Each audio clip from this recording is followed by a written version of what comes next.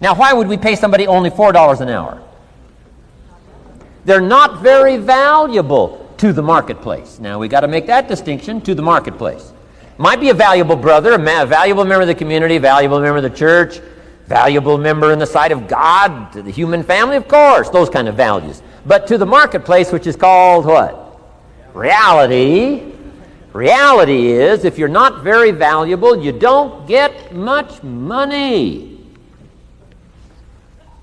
Those are called the facts. I mean, that's how that is. Well, then, how do you get more money? Simple answer. Somebody says, well, I'll go on strike for more. Well,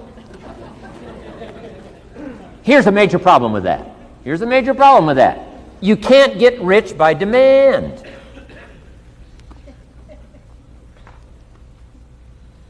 Somebody says, well, I'm waiting for a raise. I'm telling you, it's easier to climb than to wait for a raise. Why not just become more valuable rather than wait? I'm telling you, that's the key to all good things.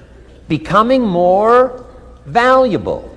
Why would we pay somebody $400 an hour?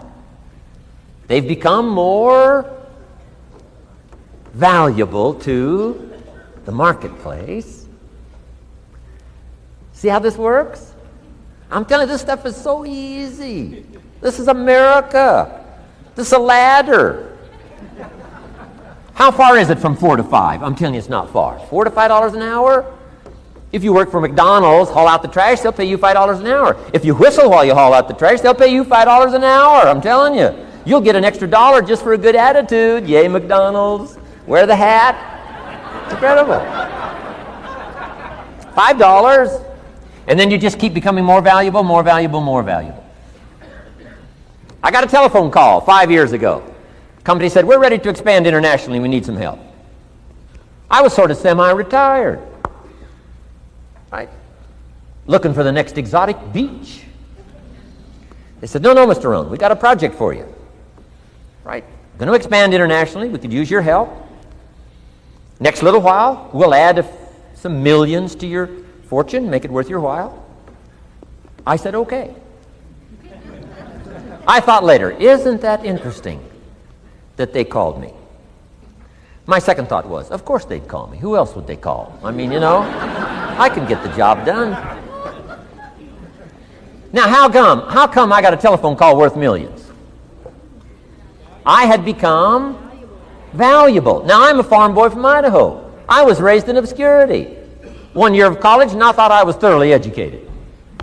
Made all kinds of mistakes galore. At age 25, the creditors are calling me saying, hey, you told us the check was in the mail. I got pennies in my pocket. I got nothing in the bank. I'm behind on my promises. How come I get a telephone call 5 years ago and it's worth millions? I changed. I turned my life around. Is it possible to become worth millions? Speaking economically, now there's a lot of values to become, but let's just talk economics. Is it possible to become that valuable? And the answer is, of course. Now let me give you the secret. Shoaff said, here's the secret, Mr. ROHN. Learn to work harder on yourself than you do on your job. Once I got that, it turned my life around. Learn to work harder on yourself than you do on your job. Results. Every once in a while, you got to take a measure. See how you're doing with these 3 pieces: philosophy, attitude, activity. Now we take a measure called results. What is the results at the end of the day, the results at the end of the week? You can't let too much time go by without checking.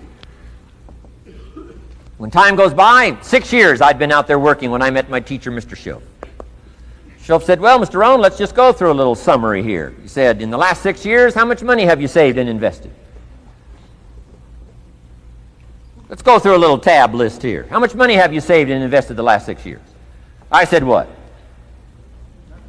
0. He said, you have messed up. You remember these notes. I like that. You've messed up. He said, who sold you on that plan? I thought, my gosh, the man's right. I'm a nice guy. I bought the wrong plan. What if you were 50 and broke? Right? Didn't need to change countries. Bought the wrong plan. What a sad scenario that would be. But Shoaff said these questions. Let's go through some results. He said, how many books have you read in the last 90 days? I said, what? 0. Wisdom of the world available? Change your life, change your future? Wisdom of the world available? Develop any skill you want, earn the kind of income you want, have all the treasures you want, equities you want, relationship with your family that you want, everything that you want available, and the wisdom of the world to help you get it. Haven't read any books in the last 90 days. My teacher said, Mr. ROHN, you have messed up. I'm telling you, you've got the deal. Shoaff said, Mr. ROHN, in the last 6 months, how many classes have you taken to improve your skills or to develop new skills? Go for the American dream. Become rich and powerful and sophisticated and healthy and influential. How many classes have you taken in the last 6 months? I said, how many? 0. He said, you have messed up. He said, you don't need to unmess the country. You don't need to straighten out the perplexed. You don't need to straighten out any of this stuff. All you've got to do is look within and let results teach you a great deal about your own activity, your own attitude, and your own philosophy. I went through that process. Take this phrase home. Results is the name of the game. What other game is there? Results. Here's all life asks us to do. Make measurable progress in reasonable time. Just take home that little phrase. Good phrase. We're asked in life simply to make measurable progress in reasonable time. We demand it of our children. How many years do you want your child to spend in 4th grade? Approximately. About 1. If it looks like they're not going to make it, we pour on the pressure, called legitimate pressure, lack of results. Peer pressure, family pressure, school pressure, community pressure. Every other kind of pressure we can bring to bear. Why? You can't stay more than 1 year in 4th grade. As parents, you'd have to leave the community. You say, well, what if they're nice kids? Wouldn't you give them 3 or 4 years? And the answer is no.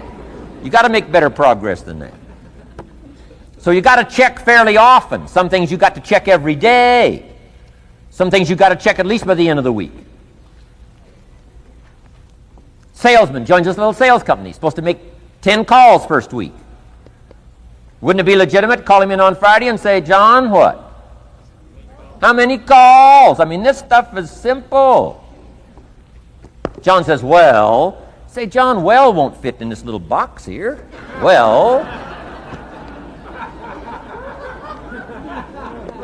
Now John starts with a story. You say, John, I made this little box so small so a story won't fit. I don't need a story. I need what? A number. A number. What will a number tell me? Everything. John's supposed to make 10 calls.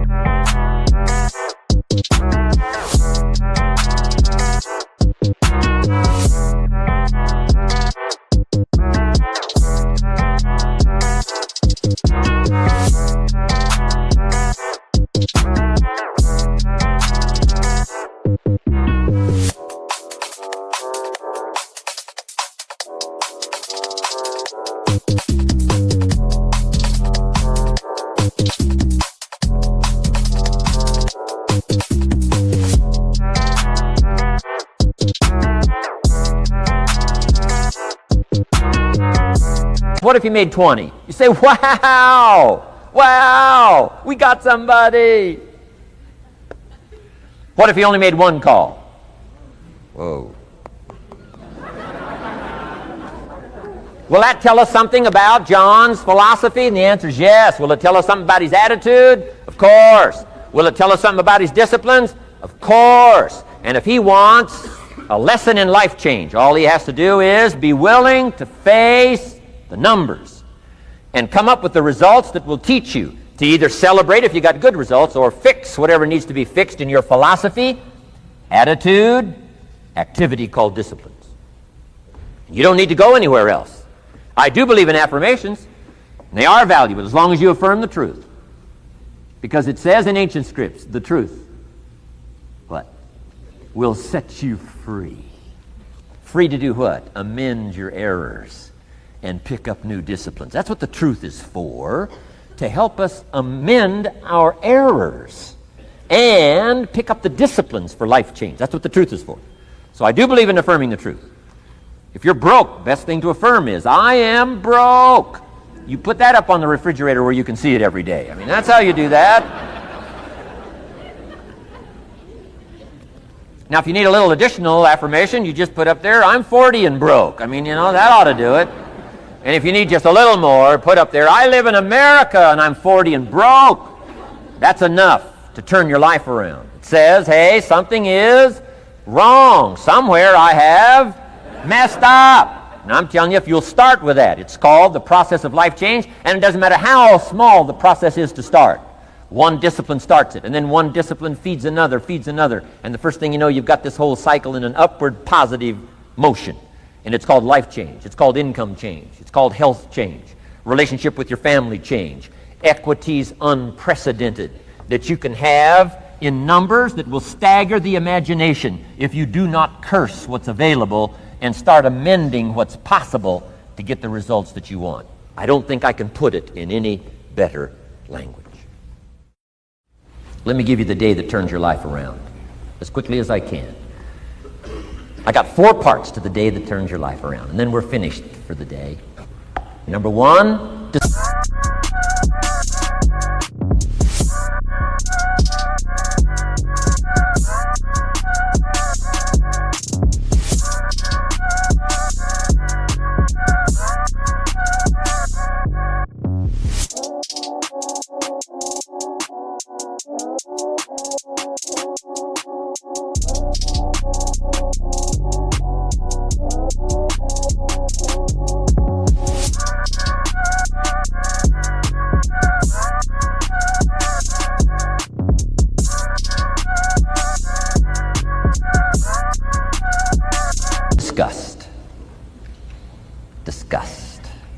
Disgust is a negative emotion, but it can have a very positive, powerful effect.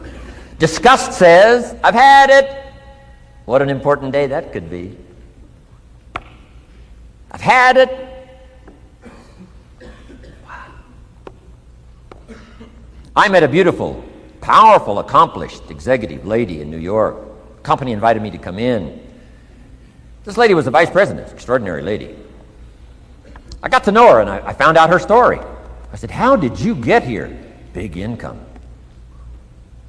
And she never went to college, never went to university. I said, how did you get here? Executive, powerful, income. She said, well, let me tell you part of the scenario. She said, when I was a young mother a few years ago, she said, one day I asked my husband for $10. And he said, what for?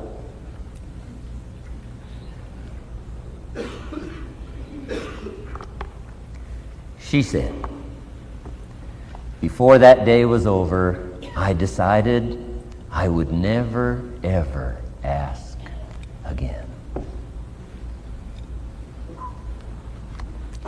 She said, I started studying opportunity, found it, took the classes, put myself through the schools, did the scenario. Now I'm vice president. I make a lot of money. And she said, I kept my promise.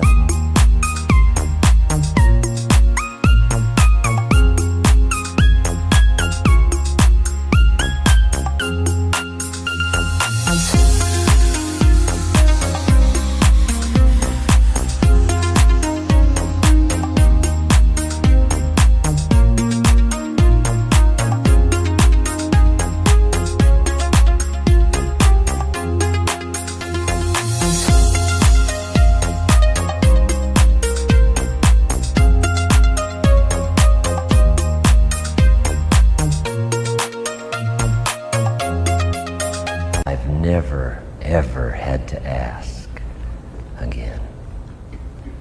It's called a life-changing day. The day you say, enough is enough. Now, if you can add an act to your disgust, it helps. A man takes a shotgun to his car, blows out every window, destroys every tire, puts 100 rounds in it, and says, I've driven this embarrassing thing for the last time. And then he saves it. He saves it. And later when somebody says, how did you become rich and powerful? He says, let me show you this car. One day I'd had it up to here. I blew it to smithereens. Enough is enough. Powerful. Here's the last three. Next is decision. Decision-making is a life-changing day.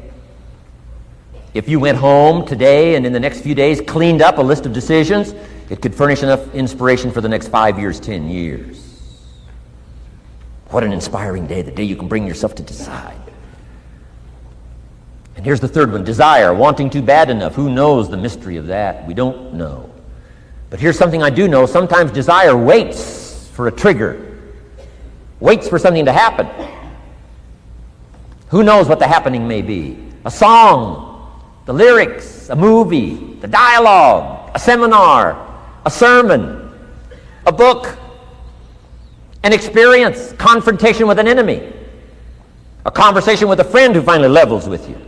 Whatever the experience it is, it's so valuable. And here's my best advice. Welcome all experiences. You never know which one is going to turn everything on.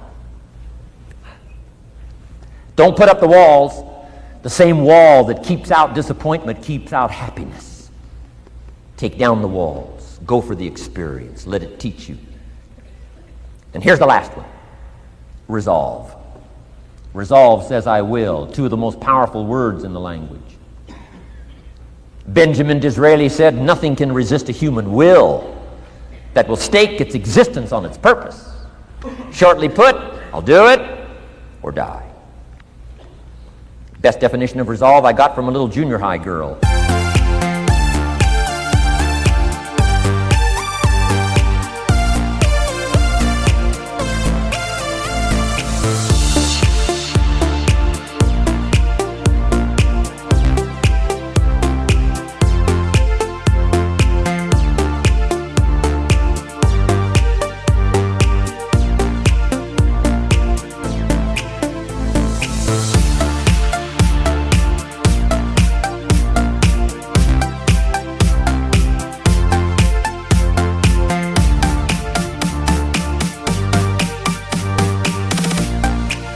Foster City, California.